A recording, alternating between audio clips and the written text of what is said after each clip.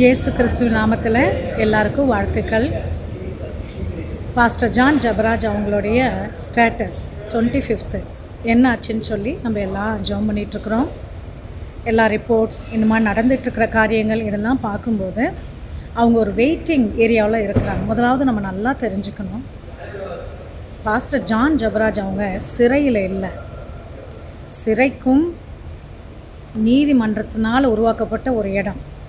அது ஜுடிஷியல் லாக்கப்புன்னு சொல்லுவாங்க. ஒருத்தவங்களுடைய அதை பரிசீலனை செய்கிற வரைக்கும் ஒரு இடத்துல வச்சுருப்பாங்க. இது ப்ரிசன் கிடையாது. ஆனால் அதுக்குள்ளே ட்ரையலோ இல்லை கன்விக்ஷனோ அந்த கோர்ட்டு நிர்ணயம் செய்யும் வரைக்கும் அவங்க அந்த இடத்துல இருப்பாங்க. ஆனால் அவங்களுக்கு நம்ம நிறைய ஜெபிக்கணும். ஏன்னா நிறைய மன அழுத்தம், இந்த மாதிரி சுற்றிலும் இருக்கிற பிசாசின் கிரியைகள், மக்களுடைய தீய எண்ணங்கள் அவங்களுடைய ஆத்மாவை, அவங்களுடைய சோலை ஹர்ட் பண்ணி அவங்க டவுன் ஆகக்கூடாதுன்னு சொல்லி நம்ம ஜெபிக்கணும் முதலாவது.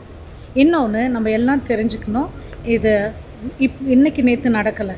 இது நம்ம நினைக்கிற மாதிரி ஒரு டொமஸ்டிக்காக, ஒரு ஃபேமிலி லெவலில், ஒரு சர்ச் லெவலில், ஒரு லேண்டு மேட்டருக்கெலாம் நடக்கலை. நான் கேள்விப்பட்டு இதை ஆராயும் வரைக்கும், இன்னுமாய் நான் தேவனிடத்தில் இதை குறித்து நிறைய ஆலோசனைகளை அதுக்காக காத்திருந்த வரைக்கும், தேவன் என்னோடு பேசின வரைக்கும், வெளிப்படுத்தின வரைக்கும் பார்க்கும்போது இது ரொம்ப நாளைக்கு முன்னாடி பார்த்திங்கன்னா ஒரு 3 வருஷத்துக்கு முன்னாடி உருவாக்கப்பட்ட ஒரு காரியம். இப்போது ஒவ்வொரு முறையும் தேவன் ஒரு சீர்திருத்தத்தை எடுத்துகிட்டு வரும்பொழுது, ஒரு காலகட்டத்தில் மார்ட்டின் லூத்தர் கிங் இன்னுமாய் ஒரு 13க்கு மேலே ஒரு தியாலஜி சிஸ்டம் இருக்குதுன்னு சொல்கிறாங்க, டினாமினேஷன்ஸ் இருக்குதுன்னு சொல்கிறாங்க. அப்போது அதை கொண்டு வரும்போது தேவன் நம்ம கிடையாது, தேவன் ஒன்றை முடித்து இன்னொன்று ஆரம்பிப்பார். ஆனால் மக்கள் அதிலே உட்காந்துருப்பாங்க. உதாரணத்தில் ஜெர்மனியில் மார்ட்டின் லூத்தர் கிங் அவங்க ரீஃபார்மேஷன் சீர்திருத்தம் கொண்டு வரும்போது பயங்கர எதிர்ப்புனா பயங்கர எதிர்ப்பு.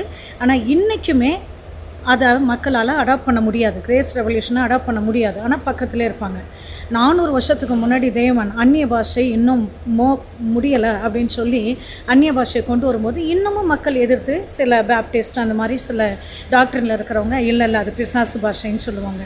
அதே போல் இந்தியாவை பொறுத்த வரைக்கும் அது ரோமன் கேத்தலிக்கோ சிஎஸ்ஐயோ அவங்களுக்கு இருக்கிற ஃப்ரீடம், அந்த செட் ஆஃப் ரூல்ஸு ஃப்ரீடம், அது இன்னும் பெண்டிகாஸ்டல், பிரெஸ்பிட்டேரியன், இன்னுமா எந்த கரிஸ்மெட்டிக் மூக், தேவன் செய்ய வேண்டிய எந்த மூக்கும் அவங்க கொடுக்கப்படலை.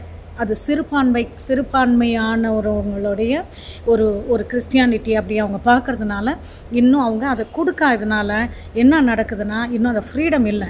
அப்போது அந்த பழைய அவங்கெல்லாம் என்ன பண்ணுறாங்க, சிஎஸ்ஐயோ ரோமன் கேத்தலிக்கோ அங்கே இருக்கிற ஒரு பெரிய ஆவிக்குரிய தகப்பன்கள் அவங்கெல்லாம் என்ன சொல்கிறாங்கன்னா, இவர் எதுலையுமே ஃபிட் ஆகாமல் இருந்தால் நம்ம எப்படி இதை ஊழியத்தை எப்படி செய்ய முடியும், யாராவது ஒரு கண்ட்ரோலுக்கு இவர் வரணுமே, ஏதாவது ஒரு முறைக்கு வரணுமே நினச்சி அவங்க அஜிடேட் ஆகிட்டே இருந்தாங்க.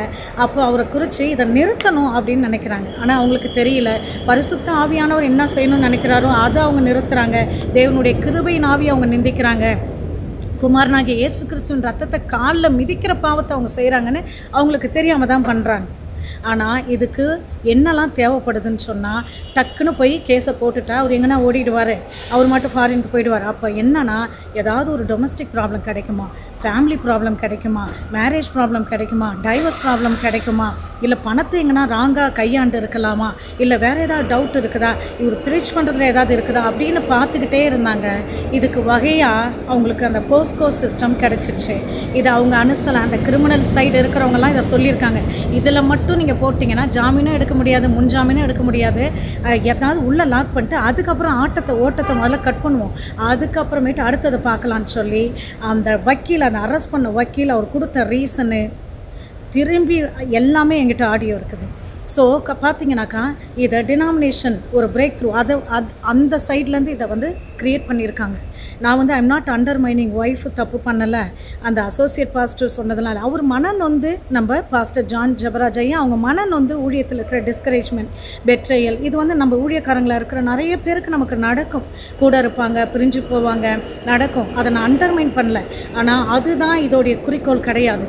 இது மேஜர் லெவலில் பிசாசு செஞ்ச திட்டம். ஆனால் தேவன் என்னோட பேசினார் இன்னைக்கு காலையில். இதையே கொண்டு தேவன் ஒரு பெரிய சீர்திருத்தத்தை உண்டு பண்ணுவாராம். பாஸ்டர் ஜான் ஜபராஜ் அவங்க மூலமாகவும், இது போன்ற கடவுள் எழுப்பியிருக்கிற ஊழியக்காரர்கள் மூலமாகவும் ஜான் ஜபராஜை கொண்டும் அவங்க பயங்கரமான ஒரு சீர்திருத்தத்தை கர்த்தர் எழுப்புறதுக்கு, பாஸ்டருடைய சரண்டரிங், அவருடைய லவ், இன்டிமெசி வித் காட், ஆண்டவர் அதை யூஸ் பண்ணுவார். கூட நிற்கிறவங்களையும் யூஸ் பண்ணுவார். இந்த சீர்திருத்தம், இந்த ஷிஃப்ட்டு தான் நடந்துட்டுருக்குது. அப்போது இந்த பாஸ்கோன்ற போது அந்த குழந்தைகள் மேட்ரு எடுத்தாலும் தைரியமாக இருங்க, நல்லா தெரிஞ்சுக்கோங்க. ஏன் அங்கே எடுத்தாங்கன்னா, ஒரு கேப்பில், ஒரு வெயிட்டிங் டைமில் அவர் எஸ்கேப் ஆகாமல் இருக்கிறதுக்காக அவர் பிடிச்சி வைக்கிறதுக்காக வச்சாங்க. அவர் சிறையில் இல்லை. அதே நேரத்தில் அந்த குழந்தைங்கள சொன்னாங்கன்றதுனால டக்குன்னு செய்ய முடியாது. 1000 பேப்பர் இருந்தாலும் நம்ம சுப்ரீம் கோர்ட்டு, நம்ம ஹை கோர்ட், அந்த சுப்ரீம் கோர்ட் அவங்க என்ன பண்ணுவாங்கன்னா, 1000 பேப்பர் இருந்தாலும் உட்காந்து படிப்பாங்க. அப்போ அவங்க பார்க்கும்போது முதலாவது இந்த குழந்தைங்களுடைய கேஸு, கம்ப்ளைண்ட் உண்மையான்னு முதல்ல பார்ப்பாங்க. அதுக்கு ஒரு மெடிக்கல் சான்றிதழ் இருக்கான்னு பார்ப்பாங்க. அந்த மெடிக்கல் சான்றிதழ் இருக்குதா அப்படின்னா அதுக்கு அடுத்த லெவல் பண்ணாங்கன்னா யார் மூலயமா அந்த குழந்தைங்க அஃபெக்ட் ஆகிருக்காங்கன்னு பார்ப்பாங்க. ஒன்றுக்கு மேலான சில நபரை அரெஸ்ட் பண்ணியிருக்காங்க, நம்ம எல்லாருக்கும் தெரியும். ஸோ எனிவே, ஆனால் ஆண்டவர் இதை எப்படி நன்மைக்கு எதுவாக நடத்துகிறார் அப்படின்னு சொன்னால், இவங்க என்ன பண்ணாங்க, இந்த நாளுக்குள்ளே வச்சா மே 1 கோர்ட்டு எவ்வளோ கேஸுங்க நாங்கள் பார்க்குறோம். ஓகேங்களா, கரெக்டாக லீவ் வரும்போது பிளாக் பண்ணி விட்டுடலாம், லீவ் வரும்போது உடைச்சிடலாம். ஸோ அப்போ மே 1 30 வரைக்கும் லீவுன்னு சொல்லி அதை யூஸ் பண்ணலான்னு நினச்சாங்க. ஆனால் தேவன் தம்முடைய ஊழியக்காரர்கள் மேலே குற்றம் சுமராது என்று சொல்லியிருக்கிறார். கோர்ட்டுக்கு போகிறதுக்கு முன்னாகவே, இதை நிர்ணயம் பண்ணுறதுக்கு முன்னாகவே அவர் பிளேம்லெஸ்ன்னு கர்த்தர் விடுதலை ஆக்கிடுவார். இன்னும் எத்தனை இடத்துக்கு எடுத்துகிட்டு போனாலும். அதனால தான் ஆண்டு ஒரு பஞ்ச் ஆஃப் பேப்பரை காட்டினார், வெரிடிக்டை காட்டினார், அவருடைய சீலை காட்டினார். தேவன் தெரிந்து கொல்லப்பட்டவர் மேல் குற்றம் சுமத்துகிறவன் யார்?